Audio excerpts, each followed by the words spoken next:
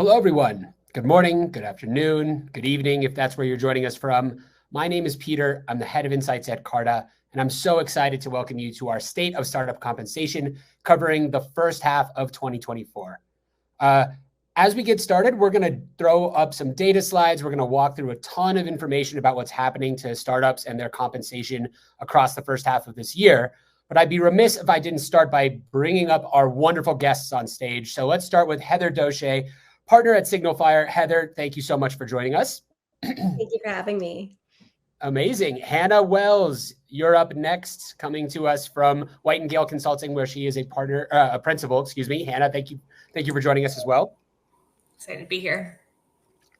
And then last and certainly least, my colleague, Josh Steinfeld. Wow. I'm sorry, buddy. That was a low blow. I agree. One of my favorite people to work with at Carta, a principal product strategist for our Carta Total Compensation product. So we've got a wealth of information up here on stage. If you have questions throughout this presentation, throw them in the chat, throw them in the Q&A. We're going to try to get to as many of them as possible. And thanks so much to those of you who submitted questions before this event. There were dozens and dozens of them. So probably not going to be able to touch on everything. We'll do our best. Let's start with some data, as we tend to do in these Carta presentations.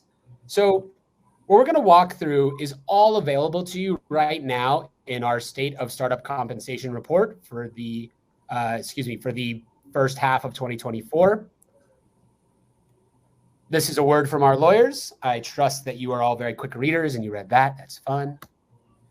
And a note before we get started on the origins of this data. So we aggregate and anonymize a lot of salary and equity information from across many cap tables that use Carta as their cap table provider, in addition to those companies that use Carta Total Compensation platform, which helps you compensate competitively. So at its core, Carta Total Comp helps you understand what the market is for compensation so that you as founders can pay your people competitively.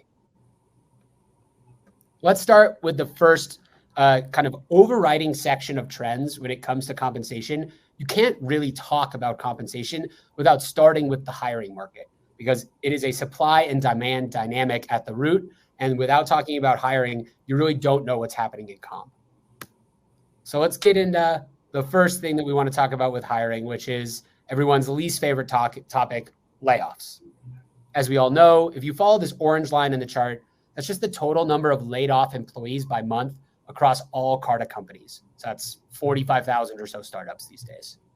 You can see that it peaked in early 2023, where almost over 18,000 employees were sadly let go from their jobs in a single month. And it's actually been trending in the right direction for the last, call it, year or so. We're not down to the level we were in 2021, but thankfully, we're also no longer at the peak level for layoffs. So I was wondering, when you talk to your portfolio companies or the founders that you're helping, Heather or Hannah, are they, is layoffs still as big a topic as it was before? Are they planning for RIFs, or is that kind of receded? I think what I have been seeing is it's less that organizations are like looking to do layoffs and more that they're kind of holding on hiring. And I'm seeing a really strong push to retain their top talent. And if they are hiring, to really get those very skilled, hot, really talented employees into the org. So it's less that I've seen that layoffs are happening and more just a hold on hiring and a focus on retention. Yeah, layoffs are certainly still happening. They're just happening at a less frequent clip than they were, a year and a half ago. But I agree with Hannah. There's a lot more hesitancy to bring on large swaths of hires than there were in the past, like full classes of hires, unless new funding has been added at a company still very small. And these are critical roles to build versus the more established companies. Yeah, I think that flows beautifully into the next chart, which is just looking across all Carta companies when it comes to net headcount. So black bars in this chart represent months where total hires outpaced total leaves. And orange bar is the opposite, where more people departed than were actually hired net new at these companies. Obviously, a boom time in hiring for startups in 2021 and 2022, and then inching downward to basically effectively bouncing around near zero for the last year and a half. And what this tells us is that companies on Carta are just scrutinizing every single new hire much more closely than they did in prior time periods. This is the first sustained period where we've seen net headcount across our entire population of companies remain flat for, closing on 18 months now, which is a long time. I think it's interesting that we're seeing this as well, because we're seeing that there is a lot more of those, smaller teams at those stages of funding. So I think there is just a really big push on key hires and, profitability right now. So I think that it makes sense that you're seeing this. Yeah. Yeah. It just to jump ahead for a second there, because you mentioned it, one of the things that all this data nets out to is the idea that this capital efficiency push, or keeping payrolls rather lower, means that at each stage, when a company raises their funding, on the date of the fundraise, they're just smaller than they were before. A Series A company that was raising in 2022 might have been 20 or 21 employees, and now it's more like 15 or 16. And indeed, in the second half of 2024, we actually saw that continue to go down a little bit. So companies are definitely moving faster with fewer headcount.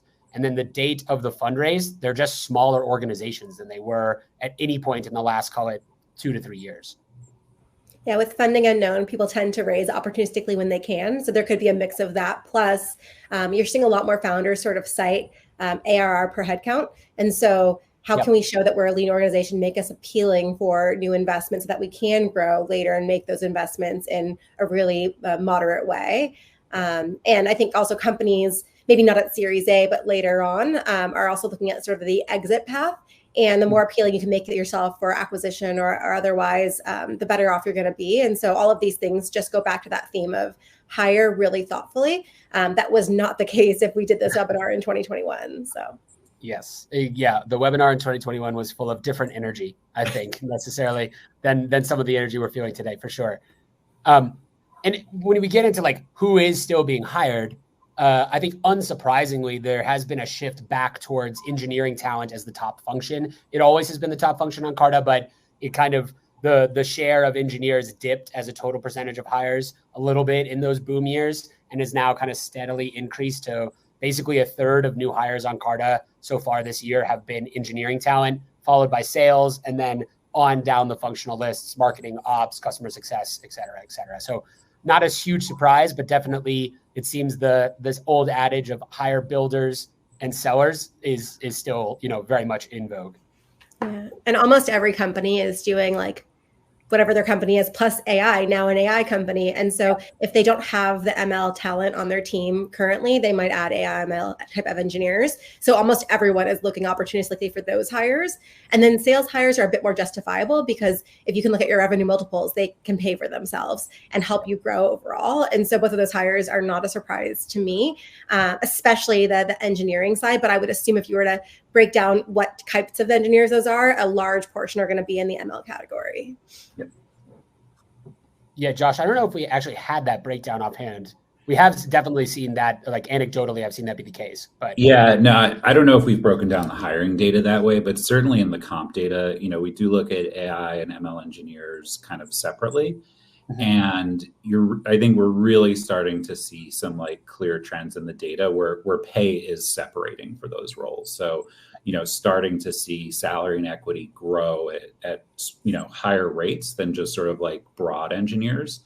There's a lot, you sort of hear about these outlier pay points for engineering, OpenAI sort of, did their thing. But I think from what we've seen, that's certainly not the norm. That is probably the area where you have this sort of classic 10x engineer, and some of those folks are just getting blow you out of the water pay packages. But I think other companies have taken a little bit more of a moderated approach where they're paying a premium to sort of non-AI software engineers, but not double. It'll be interesting to see how that plays out. Yeah, that might shake out over the last half of this year and then into 2025 as well. All right, so hiring down, but the people who are being hired are engineers and sales across this broad marketplace of smaller teams moving faster. Let's talk a little bit about how that affects compensation, first in regards to the geography of compensation.